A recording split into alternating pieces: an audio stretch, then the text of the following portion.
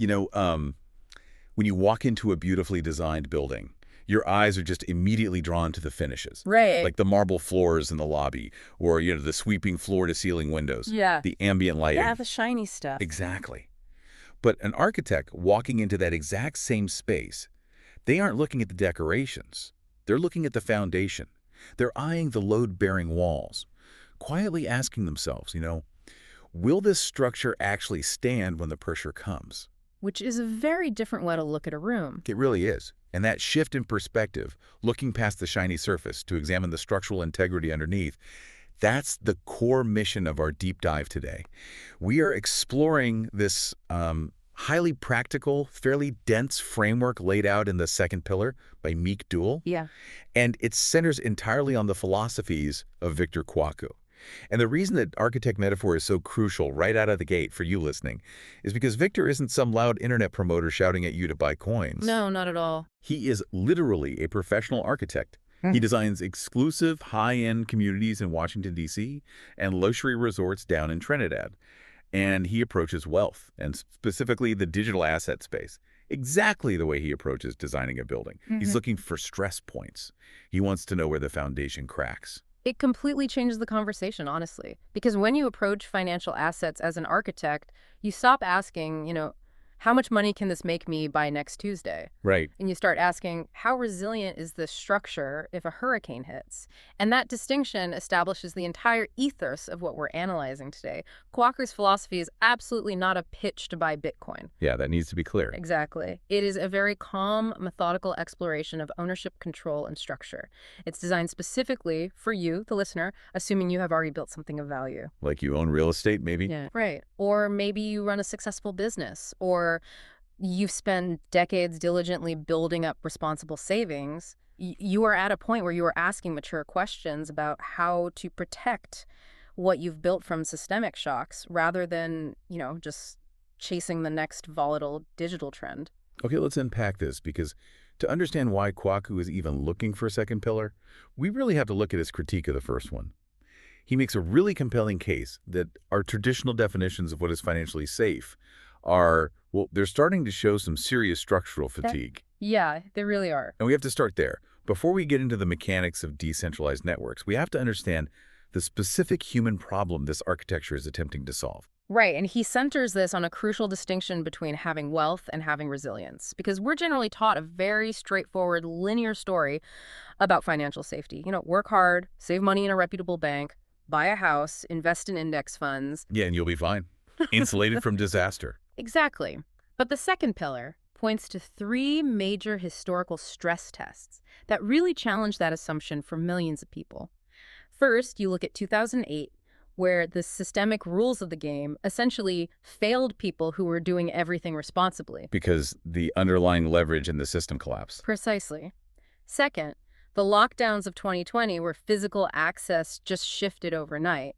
Cash flows that were considered universally secure, like commercial rental income, just froze entirely by government mandate. Yeah. And third, the ongoing reality of inflation, which he describes beautifully as a quiet leak. Oh, the quiet leak. That is such a visceral way to put it. Yeah. Because you look at your bank account and the nominal number of dollars, well, it hasn't gone down. Right, the ledger looks exactly the same. Yeah.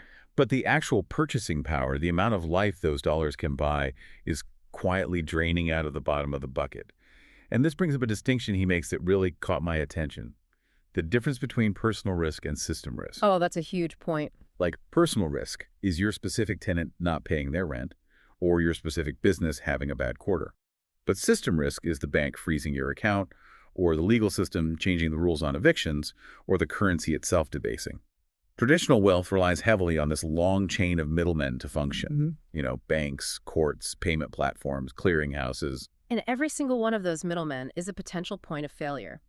Victor uses this brilliant real-world analogy to illustrate this reliance. Imagine you own a beautiful, expensive house. Okay. Your name is clearly printed on the deed, you pay the property taxes every year, and legally, it's yours. But practically, someone else holds the key to the front door. Wait, really? Oh, I see where this is going. Yeah. A different company controls the garage code. The local municipality operates the front gate. So on paper, that wealth is yours. But in practice, your ability to access, use, or move that wealth depends entirely on the continuous permission and functional operation of others. I hear that, and the logic is sound, but I really have to push back on the premise for a second. Let's look at real estate. It's highly regulated, it's tangible, it has centuries of legal precedent protecting it. It has survived wars. Sure. If real estate is such a strong, proven asset, what Victor calls the first pillar of wealth, why do we even need a second one? Why not just build a wider, stronger first pillar? Because a wider pillar is still just one pillar. In architecture, a structure needs multiple supports, preferably with totally different load-bearing characteristics. If you put the entire load of your financial life on just one column, say physical real estate, within one specific legal jurisdiction, you are structurally vulnerable if the wind changes direction in that specific jurisdiction. That makes sense. Real estate is highly physical, but it's notoriously illiquid. It's heavily dependent on local zoning laws, property taxes, regional banking stability. The concept of the second pillar isn't about selling your property or abandoning traditional finance. So he's not advocating for extremism. Exactly. It's about adding a completely different kind of structural support to your life. An asset that is highly liquid, globally portable, and crucially, does not rely on the exact same set of traditional gatekeepers to function. So if the first pillar relies entirely on centralized gatekeepers, maintaining private, closed-door records of who owns what, the second pillar has to operate on a fundamentally different mechanism. And that brings us to the architectural shift of blockchains. Yes. And for our audience, who already tracks the basic definitions of the digital asset space, we don't really need to explain what a cryptocurrency is. But Victor's framing of how the ledger operates is what really matters here. We are moving from a system of localized trust to a system of decentralized verification. Exactly. The mechanism is what provides the structural integrity. Because in the traditional pillar, you have a private ledger. The bank holds the notebook, and you trust the bank manager not to alter your balance. And you trust the bank's security team to prevent hackers from altering it. But the blockchain flips that architecture inside out. It's a shared public notebook. It's maintained by a massive distributed network of computers running open source software rather than, one single corporate entity holding a private server. Okay. When a transaction occurs, it is mathematically verified by the network and permanently recorded. You're no longer trusting a corporate policy. You are trusting cryptographic mathematics and network consensus. And we have to be very precise here. To separate Bitcoin from the broader chaotic category of crypto, because they get lumped together constantly in mainstream financial media, and Victor's very specific about treating them differently. Well, much so. Bitcoin was designed with a specific architectural constraint, a fixed hard cap supply of 21 million coins. The code dictates that no more can ever be created. And because of that fixed supply, people constantly refer to Bitcoin as digital gold. But here's where it gets really interesting, where I personally struggle with that label. Gold is this ancient, heavy, physical element. It sits dead in a vault. It has thousands of years of human psychological attachment. Calling volatile computer code digital gold feels incredibly misleading, especially for someone trying to rationally evaluate this as a structural pillar. What's fascinating here is that Kwaku validates your exact skepticism. Really? Yeah. He argues that scarcity alone does not automatically dictate value. You can write a piece of code that caps the supply of digital dirt at 1 million units. It's mathematically scarce, but it's completely useless, so it remains worthless. Right. The 21 million hard cap in Bitcoin is a powerful design rule, yes, but it doesn't magically remove the asset's extreme price volatility or grant it the historical stability of physical gold. So why do people keep using that analogy? Because it's mechanical. Bitcoin allows a mathematically scarce asset to be transferred globally without relying on the traditional banking infrastructure. But Victor is adamant about the psychological approach. It must be studied calmly as an emerging digital structure. It is not a religion, and it shouldn't be treated with blind reverence. That is such a refreshing take, because when you acknowledge that extreme volatility, it naturally forces you to confront the human behaviors that volatility attracts, namely gambling masquerading as investing. Oh, yeah. And what blew my mind is that Victor Kwaku actually learned this the hard way. He isn't presenting himself as some infallible guru who perfectly timed the market. Years ago, he got swept up in the infamous BitConnect Ponzi scheme. He did. He lost money. He felt the hype. That failure gives him incredible street smarts because he intimately understands the psychological machinery of emotional manipulation in this space. It gives his framework an authenticity that purely academic analyses just lack. He draws a very sharp, bright line between the investor mindset and the gambler mindset. Right. An investor is someone who studies the architecture of an asset, evaluates the systemic risk, builds reserves, and moves deliberately. A gambler is chasing a feeling. They are acting out of FOMO, the fear of missing out. So what does this all mean for someone who feels like they missed the boat? Because the text dives deeply into this psychological pressure, that feeling of being late. Yeah, people look at the current economy, they feel left behind by inflation, and they try to use volatile digital assets to catch up in one explosive move.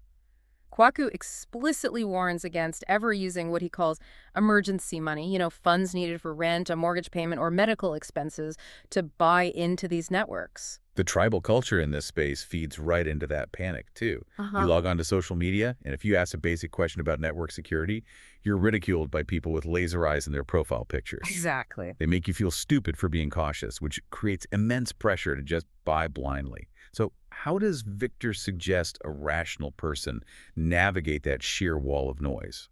He developed what he calls the hype filter, which lays out 5 glaring signs of unsafe advice. You can use these to protect yourself regardless of what asset class you're looking at.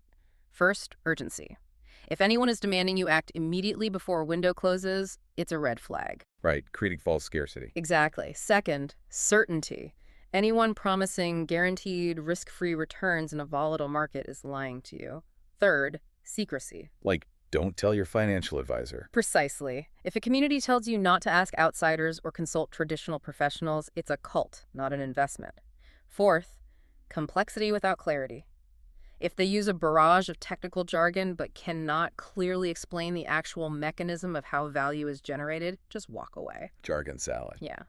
And fifth, emotional pressure making you feel ashamed for being poor or greedy for wanting more. Real financial education always gives you room to breathe and think critically. Hype demands immediate, unthinking action. Okay, so let's apply that filter. We tune out the hype. We aren't gambling. We're thinking like architects. The most critical structural decision an investor then has to make isn't just what to buy, but where and how they actually hold the asset. Right. Which brings us to the foundational principle of self-sovereignty, the golden rule that echoes through this entire ecosystem. Not your keys, not your coins. Not your keys, not your coins. It is the absolute non-negotiable core of the second pillar. Because when you buy digital assets on a major centralized exchange, the user interface looks and feels exactly like your traditional banking app. Right, you log in, you see a balance on your screen, and you feel secure. But architecturally, an exchange is just a doorway. It is not a vault. If the exchange company holds the private cryptographic keys to that digital asset, you don't actually own the asset. You only have an IOU. Wow. You have a claim to the asset. You are entirely trusting that corporate entity to honor your claim when you ask to withdraw it. And if they don't honor it, or if they mismanage their own reserves and can't honor it, you are completely out of luck. Victor refers to these massive centralized exchanges as honeypots. That's a great term. It really is. By pooling millions of users' assets into one centralized database, they create a massive honeypot that naturally attracts elite hackers, corrupt insiders, and systemic contagion.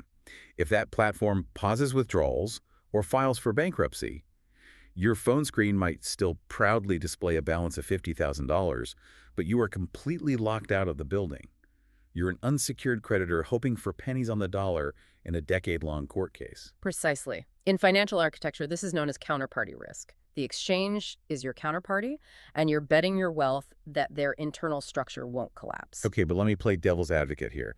Isn't the convenience of an exchange safer for a beginner who might mess up the tech? Is the average person really ready for the immense responsibility of being their own bank? I mean, people forget their email passwords twice a year. If we connect this to the bigger picture, it is entirely about understanding the gravity of the trade-off. You are right to be skeptical because self-custody shifts the entire unmitigated burden of security squarely onto your shoulders. It eliminates the platform risk, But you take on all the personal risk. Exactly. When you take custody of your own keys, there is no customer support hotline.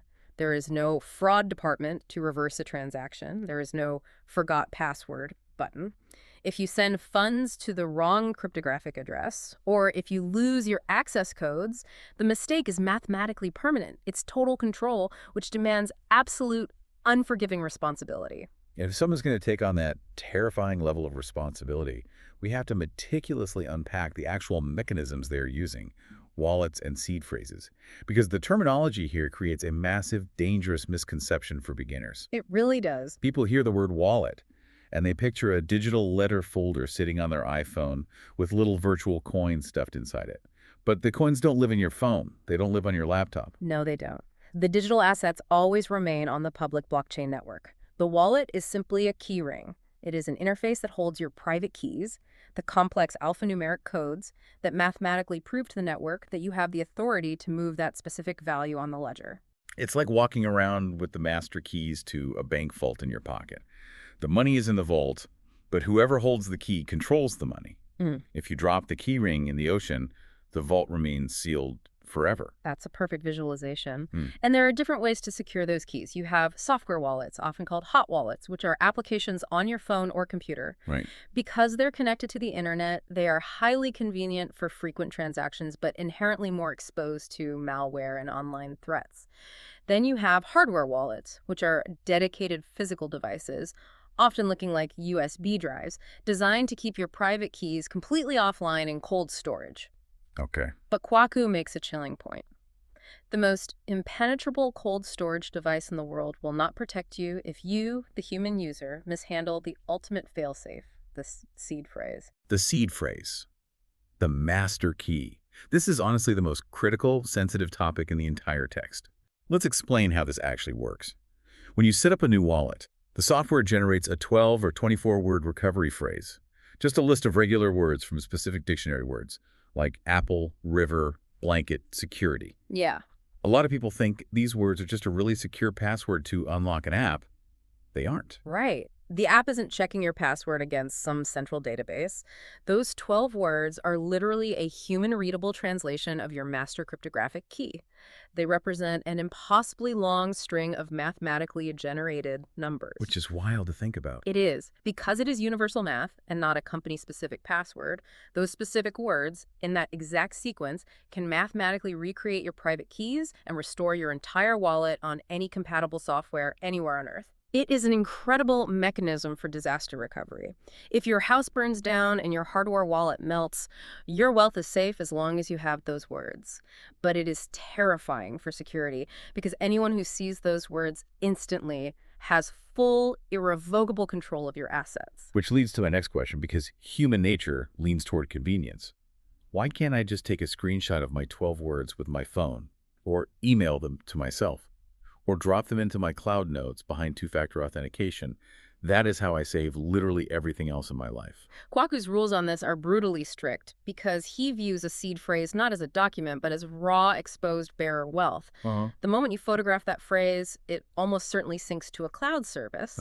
And cloud services are constantly scanned by automated malware looking for the specific format of seed phrases. You never type it into an email. You never put it in the cloud. His architectural requirement is that you write it down on physical paper, or for true resilience, stamp it into fireproof metal plates. Metal plate. Yes. You store it completely offline, entirely privately, and you protect it from physical threats like fire, flood, and theft. And, crucially, you protect yourself from social engineering. Oh, the phishing scams. Yes. The text highlights an absolute epidemic of verification scams. You'll get emails, text messages, or phone calls that look incredibly official, claiming your wallet needs an urgent security update or your funds are locked. The rule is absolute. No legitimate support person, no network administrator, no company will ever ask for your seed phrase. If they ask for those words, they are robbing you. It is that simple. It's the digital equivalent of a stranger asking for the keys to your house and the code to your safe. But Victor introduces one final structural dilemma that most beginners completely ignore. Let's say you follow all the rules. You stamp your 12 words into titanium. You hide it perfectly. Yeah. You hide it so well that no thief, no hacker, no one on Earth can find it. What happens if you suffer a sudden medical emergency or pass away tomorrow? This is the inheritance problem. And it is a massive architectural blind spot. How do you pass this deeply secured wealth to your heirs without exposing the seed phrase to thieves while you were still alive? It's a huge challenge. Because if you just hide a piece of paper in a book on your shelf, it might accidentally get donated to a thrift store by your kids. If you leave it in a safe deposit box, you reintroduce the bank as a middleman. Exactly. It requires highly deliberate estate planning. You cannot just leave a scavenger hunt. You need clear, legally sound instructions that inform your trusted heirs that the asset exists and precisely how to access it without compromising the security of the keys today. Right. It might involve multi-signature setups where multiple family members hold partial keys or specialized trusts. But the point is, securing the second pillar is a lifelong structural commitment. It requires planning for a future where you are no longer the architect. Okay, let's step back and look at the complete blueprint we've analyzed today. We started by examining the foundational cracks in traditional finance, the systemic risks of relying entirely on centralized gatekeepers. Yeah. We explored the architectural shift of blockchains moving to decentralized, verifiable ledgers. We applied the hype filter to tune out the gambling mindset and emotional manipulation. We examined the doorways, how centralized exchanges are convenient but carry massive counterparty risk. And finally, we looked at the locks and keys, understanding how wallets and seed phrases give you true ownership but demand absolute unforgiving responsibility. And the final critical takeaway for you, the listener, is this. The goal of this deep dive wasn't to push you to buy crypto today. Definitely not. It was to upgrade your structural understanding so that if you ever do take the leap and build a second pillar for yourself, you act out of calm clarity, not fear or FOMO. Could is almost always a better word than should. I love that. Could implies analysis. Yeah. Should implies pressure. I want to leave you with one final thought to chew on, building on that inheritance problem we just discussed. Think about your physical estate right now. Your house, your heirlooms. They are tangible. You can physically hand them to the next generation. But as our wealth becomes increasingly digital, protected by complex cryptography and invisible keys, we have to ask ourselves, 100 years from now, will our descendants inherit our wealth seamlessly? Or will they be left staring at locked digital vaults, helplessly wondering what 12 random words we took to the grave? It fundamentally changes what it means to leave a legacy. It really does. Thank you for joining us on this deep dive. Take a breath, write down your own financial rules, and go build your pillars carefully. See you next time.